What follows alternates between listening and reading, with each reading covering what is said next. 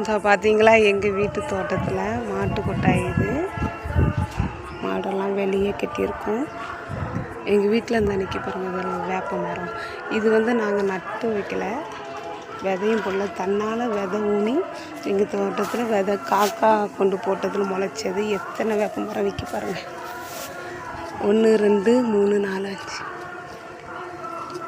எங்கள் தோட்டத்துக்குள்ள இதிலே 15 வேப்ப மரம் கன்று நிற்கிது. பார்த்தீங்களா நல்லா அடர்த்தியாக மாடுகிட்டு இருக்கு, நல்ல நிழலுக்கு நிற்கிது. பார்த்தீங்களா இதுலேயும் விதை ஊனி தான் முளைச்சது.